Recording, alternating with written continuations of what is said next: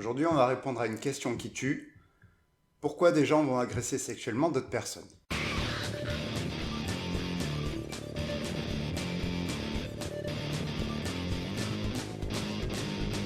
Bon, aujourd'hui, c'est sujet sensible, donc si tu ne sens pas de regarder la vidéo, le fais pas. Je te mets en description un livre et une thèse qui t'expliquent beaucoup mieux ce que je vais te raconter, et sans forcément les détails ou les petites images.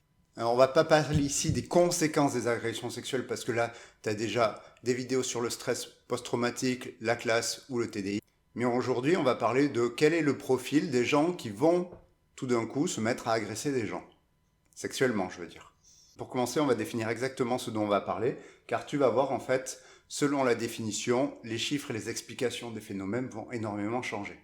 Alors dans les recherches, on définit agression sexuelle tout acte sexuel subi par une personne, c'est-à-dire un acte sexuel pour lequel elle n'a pas consenti. Je parlerai ici d'agression sexuelle plutôt que de viol, parce qu'on le verra plus tard, la définition de viol, elle varie selon les pays et les juridictions. Je préfère prendre la définition où tous les chercheurs sont sur la même ligne. La définition, du coup, étant extrêmement large, on classe les agressions en fonction de plusieurs critères. Un premier critère, c'est quel est l'acte sexuel. Alors le plus représentatif, c'est celui qu'on appelle dans quasi tous les pays un viol, c'est-à-dire un acte sexuel avec pénétration. On a l'inverse aussi, qui est être forcé à pénétrer quelqu'un, qui est beaucoup moins étudié, mais on commence à voir que cela est plus fréquent qu'on ne le pensait. Et au-delà, dans les études, on parle d'agression sexuelle pour tous les actes, quels qu'ils soient, et tu trouveras différentes études selon les actes. C'est important de savoir exactement de quoi on parle quand on parle d'agression sexuelle, car selon l'acte, les chiffres changent énormément. Par exemple, si on prend les différences de genre, la plupart des hommes ayant de quoi pénétrer quelqu'un dans leur kit de base, on voit bien que la plupart des actes d'agression sexuelle par pénétration sont commis par des hommes, surtout sur des femmes. Et cette dissymétrie dans le genre est différente quand on englobe plus d'actes. Par exemple, dans une étude d'étudiants en Allemagne, on a montré que 20% des mecs avaient déjà été agressés sexuellement et 30% des femmes l'avaient déjà été. Alors je te vois venir en disant « Monsieur Bidon, tes chiffres, parce qu'avec ta définition, les mains au cul ou les bises aux surprises, ça peut être considéré comme une agression. » Ben oui, c'est vrai, dans les études, on considère ça comme une agression. Mais comme on a des stats sur plein d'actes, on sait que les gros chiffres ne sont pas dus qu'à des mains au cul par-ci, par-là. Par exemple, dans une étude sur les agressions sexuelles des femmes envers les hommes, on arrive à un chiffre de 35% de femmes qui ont déjà utilisé la force, la pression verbale ou la position d'autorité pour forcer un homme à coucher avec elles. Donc les chiffres élevés dont je t'ai parlé, ce sont les chiffres sur des actes où le rapport sexuel avec pénétration était recherché. Si tu élargis les chiffres, genre sur les femmes qui se font toucher les fesses, la poitrine ou le sexe sans le vouloir, t'arrives à des chiffres où si t'es une fille et que tu sors dans un bar dans une grande ville, t'as 25% de chances de te faire toucher en une seule nuit. Donc tu vois que selon l'acte que l'on prend en compte, les chiffres changent énormément. Au début de mes recherches sur la vidéo, je voulais parler de viol, sauf que la définition de viol change beaucoup selon les pays et ça aurait compliqué encore plus la vidéo. Donc j'ai parlé d'agression sexuelle en général, car ça englobe tout. Par exemple, sur les viols, en 2018, en Grande-Bretagne, ça, c'était considéré comme un viol, et ça, c'était pas considéré comme un viol. En Suède, il y a quelques années, saouler quelqu'un pour passer outre son consentement n'était pas un viol. Maintenant, ça en est un. Alors que dans la recherche, c'est considéré comme une agression sexuelle, quoi qu'il arrive. Après, il y a beaucoup de débats aussi sur la dissymétrie entre les genres. Alors, il y aurait bien un déséquilibre sur la répartition homme-femme des agressions sexuelles dans la plupart des études que j'ai vues. Si on englobe les actes où il y a un rapport sexuel, il y a en moyenne 10% de plus d'agressions sur les femmes que sur les hommes. Sur la gravité des agressions et la gravité de leurs conséquences, par contre, j'ai pas trouvé d'études. Donc, si tu trouves des études pour compléter cette donnée, je prends. Alors, c'est plus important que ça paraît, parce que si tu prends les stats, par exemple, des agressions non sexuelles, on voit que les hommes et les femmes sont aussi agressifs l'un que l'autre, l'un envers l'autre. Sauf que la violence des agressions est plus forte de la part des hommes, ce qui a plus de conséquences sur la santé des femmes. Et comme je t'ai dit, j'ai pas les données ici pour les agressions sexuelles. Donc, dans les agressions sexuelles, tu as plusieurs types d'actes qui vont déjà influencer les chiffres et les profils d'agresseurs qui vont les commettre. Ensuite, tu as un deuxième critère de classement des agressions qui est la façon d'obtenir l'acte. Évidemment, il y a la force, mais on voit aussi des techniques qui permettent de mettre l'autre dans un état pas apte à se rebeller, genre en le saoulant. On a aussi plein de techniques verbales comme le chantage, les menaces, les insultes ou des trucs plus cons, genre répéter en boucle la demande. Chaque façon de forcer l'autre à avoir des relations peut faire l'objet de recherches. Par exemple, sur le fait que des mecs s'énervent bêtement quand on refuse de coucher avec eux, t'as des chercheurs qui essaient de mettre en place des simulations de rendez-vous de plus en plus réalistes afin de voir comment cet énervement peut amener à une agression. Un autre critère aussi, c'est le statut de l'agresseur. Est-ce que c'est un étranger, un conjoint, une connaissance, un parent, quelqu'un en position hiérarchique supérieure, s'ils étaient seuls ou à plusieurs? Et tu commences à le savoir, vu qu'on le répète souvent, les agressions sexuelles, dans au moins 70% des cas, ce sont des gens que tu connais qui te les commettent sur toi. Bref, si tu prends ces 3 critères et que tu les combines, tu arrives à une multiplicité de l'agression sexuelle qui est bien plus grande que le classique « je me fais attaquer par un psychopathe dans la rue ». Et évidemment, il y a des différences de compréhension entre les différentes situations et plein de facteurs qui vont les influencer.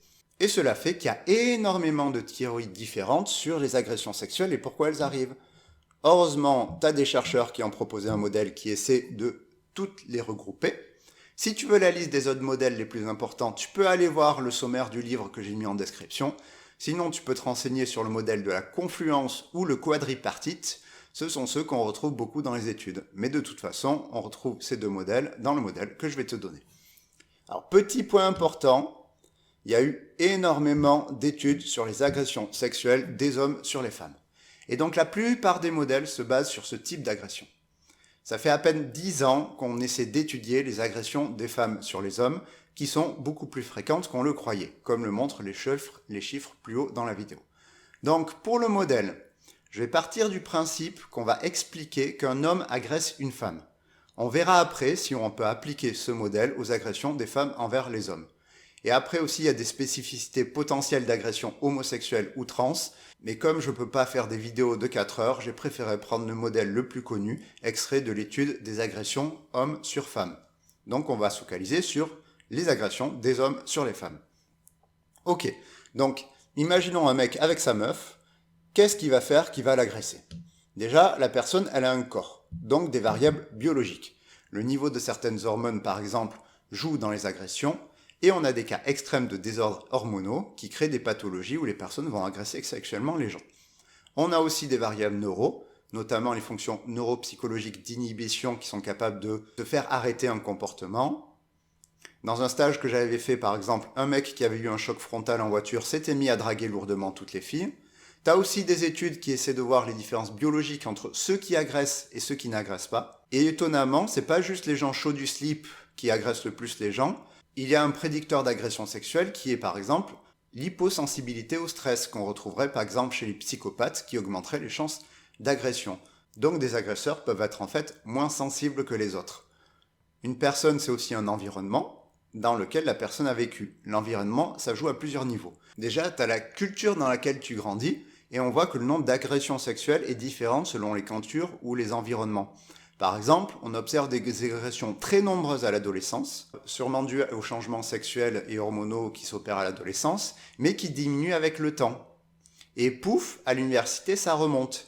Et les explications les plus probables, ce serait que la culture universitaire produirait ça en plus de l'alcool.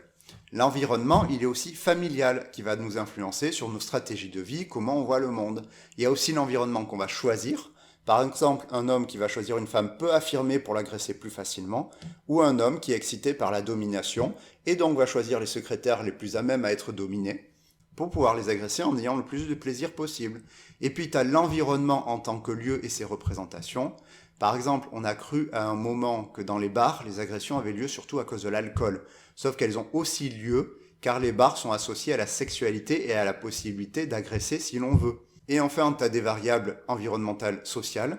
Par exemple, plus une fille prend de la place dans son groupe de copines, moins elle a de chances d'être agressée. Les chercheurs savent pas si c'est dû au fait que les agresseurs vont chercher les moins affirmés pour éviter qu'on les repousse, ou si quand un agresseur va se mettre en mode chasse, est-ce que la plus populaire va pas se faire défendre par ses copines?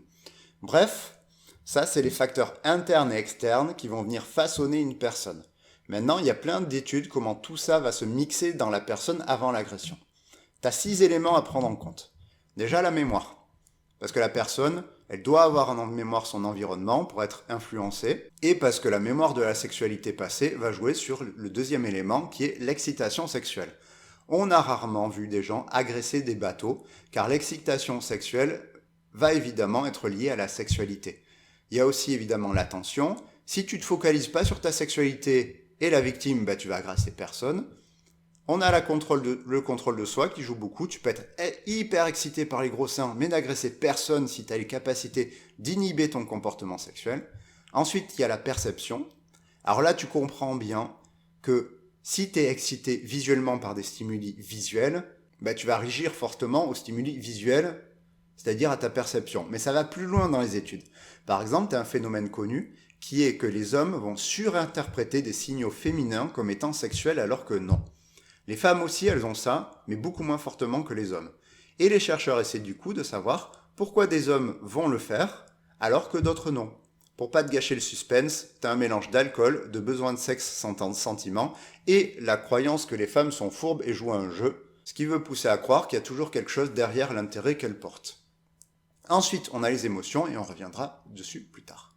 Bon, logiquement, tu vois que tout joue les uns sur les autres. Ton excitation sexuelle, elle va dépendre de ce qui t'excite, mais aussi de tes expériences passées, de ce à quoi tu as été sensibilisé, de ta perception et de ton objectif du moment.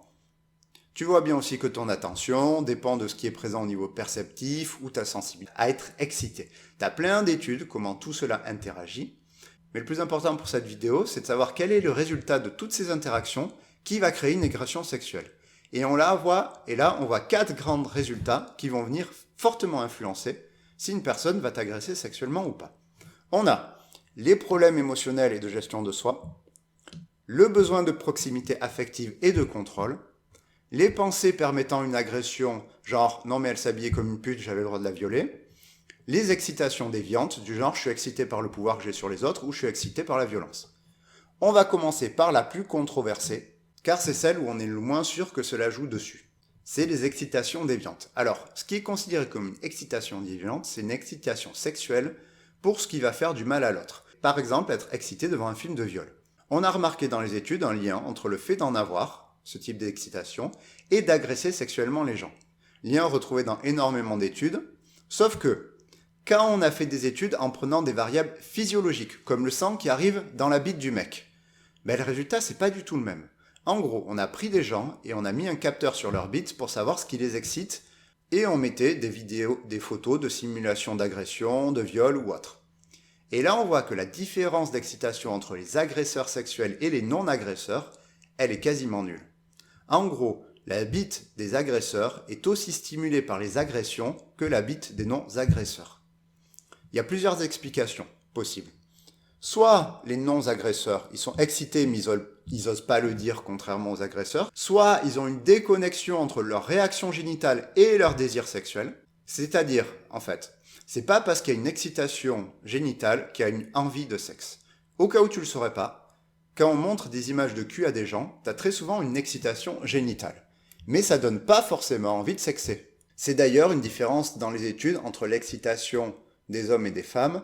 Les hommes, ils ont une connexion plus facile entre l'excitation génitale et l'envie de sexe par rapport aux femmes. Et pour en revenir à l'expérience, une autre explication, ce serait peut-être que des hommes ont des excitations pour les agressions, mais savent très bien les gérer sans agresser les gens, contrairement aux agresseurs. Alors, si t'es pas du tout dans le trip d'être excité par les agressions, sache que ton système sexuel n'est pas indépendant de tous les autres systèmes et que malheureusement pour les victimes, sexualité et agressivité sont des systèmes différents mais qui entretiennent des liens, ce qui fait que la colère ou l'agression peut exciter des gens. On trouve par exemple des gens qui aiment le sexe vénère ou le BDSM. Ce qui effectivement n'est pas une excuse pour justifier une agression, comme le dit le prochain chapitre. Donc ça c'était le plus controversé. On va voir maintenant l'un des mieux documentés. En gros, on va parler des pensées permissives. Les pensées permissives, c'est les pensées qui vont te faire lâcher ton contrôle de toi. Par exemple, dans l'alcoolisme, c'est des trucs genre le rosé, c'est pas de l'alcool. Ou non, mais si la bouteille est chère et bonne, c'est pas de l'alcoolisme. Dans la bouffe, c'est des pensées genre demain je ferai attention. Ou de toute façon, je suis déjà obèse et moche, alors foutu pour foutu, je bouffe. Ici, on trouve chez les agresseurs ces pensées qui sont de plusieurs types, mais il y a des pensées qui ont été très étudiées, qui sont appelées en fait les mythes autour du viol. Et dans les études, on a des questionnaires pour calculer qui adhère à ces mythes ou pas. Alors ces mythes, on peut les regrouper en plusieurs catégories dans les études. C'est par exemple l'idée que c'est la faute de la victime, que c'est elle qui l'a cherché, l'idée que les femmes elles sont là pour servir le besoin des hommes et que donc un homme frustré c'est la faute aux femmes, l'idée que les femmes sont fourbes, que c'est bien qu'elles soient violées car ça veut dire qu'elles sont désirables, que les agressions sexuelles c'est normal, comme dans les pays où se faire violer est normal quand t'es marié de force, ou parce que t'es pas de la bonne caste. Il y a une corrélation très fréquemment retrouvée entre ces croyances et les agressions sexuelles. Par contre, il reste à savoir réellement dans toutes ces croyances lesquelles sont centrales et les plus préjudiciables. C'est un des facteurs que les gens utilisent actuellement énormément pour étudier les différences entre les cultures, entre les environnements, et comment l'extérieur va venir justifier ou pas le fait que tu as le droit d'agresser quelqu'un. Alors je sais bien qu'il y a des gens qui disent culture du viol, nanana, ça n'existe pas. Bon ben sache que si tu n'aimes pas le mot culture du viol, les chercheurs ils parlent de rape meat acceptance, qu'il y a plein d'études dessus et que c'est un facteur qui va jouer dans les agressions. Tu trouveras facilement les idées les plus répandues chez une personne qui augmente les probabilités d'agression sexuelle en tapant Rape Myth Acceptance dans les moteurs de recherche. Il y a déjà plein d'études dessus. Troisième point qui ressort des agresseurs, c'est les problèmes de gestion émotionnelle et de comportement. Bon, déjà, comme tout acte agressif, l'impulsivité et le manque d'inhibition est lié aux agressions sexuelles.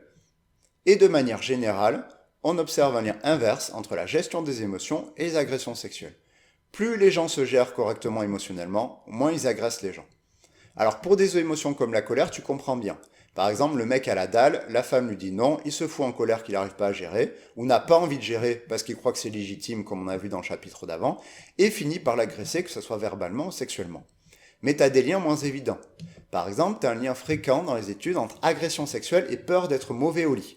En gros, plein de gens ont le stress d'être performant ou de paraître bien pour l'autre au lit. Si ce stress est mal géré, ça augmente les possibilités d'agression.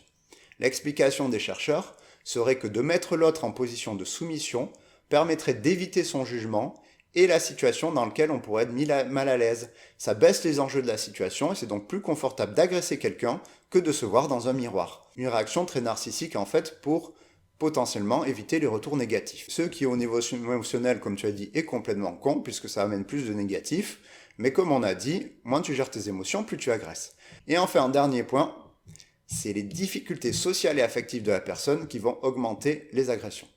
On voit déjà que l'insécurité affective, c'est-à-dire le sentiment que personne soit là pour nous, augmente les chances d'agression. Chez les agresseurs, cette insécurité, elle est matérialisée souvent par un sentiment de solitude, de ne pas être à sa place, de la parano et un positionnement en tant que victime. Tu vois bien comment ça peut s'insérer dans le deuxième point, avec la croyance que ce sont les femmes les méchantes. Là où on le lit au contrôle, c'est que l'agression serait un moyen de forcer la personne à avoir un lien avec soi.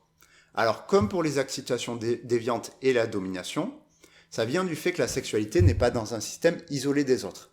Et ici, la sexualité et l'intimité affective sont indépendantes mais fortement connectées. On connaît tous à peu près l'histoire du mec qui va voir une prostituée, s'y attache ou lui raconte sa vie après l'acte, parce que ne pas être seul s'obtient aussi par un rapport sexuel. On sait bien qu'il y a des milliers de photos de femmes à poil sur internet, mais que des gens vont payer 50 € pour avoir une femme à poil à qui il a parlé une fois sur OnlyFans. Parce que la personne ne paye pas qu'un rapport sexuel en fait. Et que le sexe peut être lié à l'intimité affective. Donc une agression sexuelle, ça pourrait être un moyen d'obtenir une présence manquante dans la vie de l'agresseur, ou d'augmenter la présence de la personne avec qui on vit. Ce qui évidemment ne marche pas du tout, car si tu as un manque affectif, c'est pas en violant ta meuf que ça va arranger le problème. Tu vas juste finir par te créer des manques encore plus hard. Ce qui rejoint notre point des difficultés sociales, c'est le manque d'intelligence sociale. Plus une personne manque de compétences sociales, plus elle a la chance d'agresser. Par exemple, faire la gueule à sa meuf pour la forcer à coucher avec soi. L'insulter ou l'enfoncer pour ça. C'est à peu près les méthodes qu'utilise un gamin de 5 ans pour avoir un bonbon. L'augmentation des compétences sociales augmente les capacités de la personne à obtenir une meilleure vie, sans forcément niquer celle de l'autre, ou se flinguer soi-même.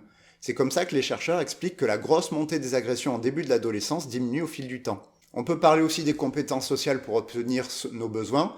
Admettons qu'un mec ait des besoins sexuels. Apparemment, selon une étude, les meilleures cartes à jouer, c'est l'intelligence, l'humour et le statut social pour les mecs. Est-ce que beaucoup de mecs ont eu des cours d'intelligence, d'humour et de statut social ? Pas beaucoup en fait. Donc moins de compétences sociales, donc plus d'agressions pour combler leurs besoins sexuels. Donc pour devenir un agresseur, t'as pas besoin de tout avoir, mais les combinaisons te permettent d'avoir des profils d'agresseurs qui vont expliquer les types d'actes. Par exemple, tu fais un combo problème de comportement avec manque d'empathie et domination des autres pour le résultat psychopathe qui attaque dans la rue. Si tu mets compétences sociales élevées, plus excitation à la domination, plus femme objet de mon plaisir, t'as le supérieur qui va agresser ses employés. Tu fais le combo insécurité affective plus stratégie agressive, t'as le mec qui va battre sa femme et la violer. T'as le combo aussi insécurité affective, isolement, excitation pour des enfants qui va donner certains pédocriminels. Et chez les ados, le pire combo apparemment, c'est compétences sociales nulles, avec envie de domination sociale, une acceptation des mythes sur le viol élevée.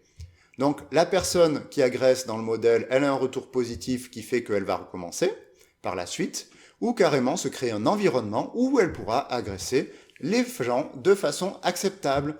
Alors, chaque case du schéma a des expériences qui permettent d'aller plus loin dans l'incompréhension.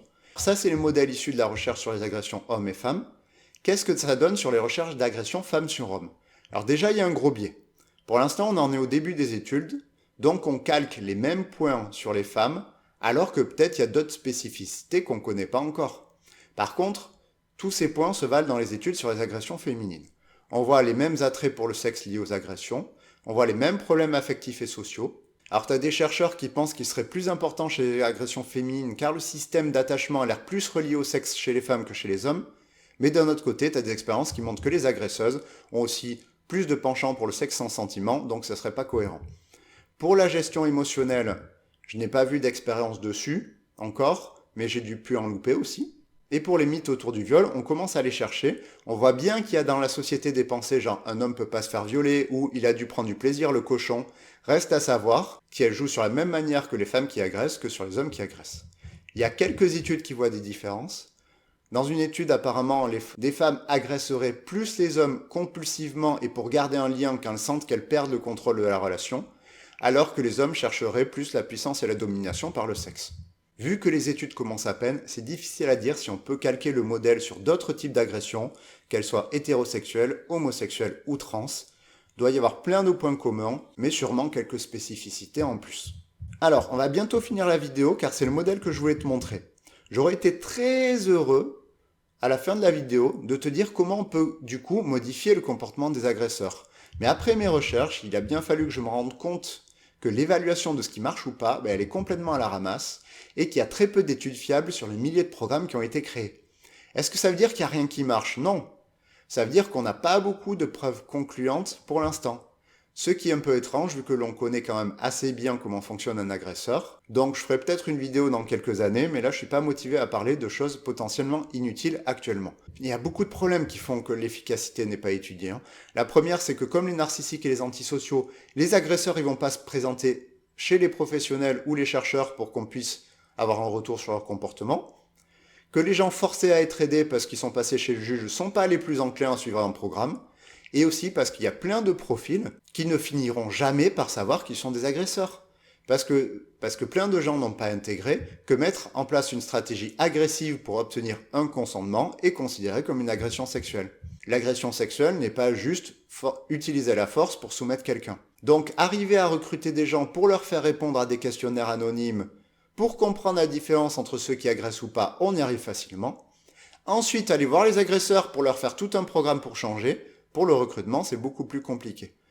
Je te laisse quand même un article qui explique pourquoi, effectivement, on a beaucoup de retard sur l'évaluation de ces programmes et pourquoi c'est aussi compliqué. Bref, si dans 10 ans, il y a plus de preuves de ce qui marche, je le ferai. Mais là, ça manque beaucoup trop pour me motiver à t'expliquer tout ça. En attendant, tu as le livre génial en description qui regroupe tout ce que je dis, plus les approches sur le traitement des agresseurs. Voilà, c'était tout pour aujourd'hui. Je t'invite à lire la petite thèse en français, là, parce que pour une fois qu'on a des sources en français bien faites, c'est cool. Si tu veux en savoir plus, et notamment sur les différents modèles. En attendant, passe la meilleure journée que tu pourrais passer.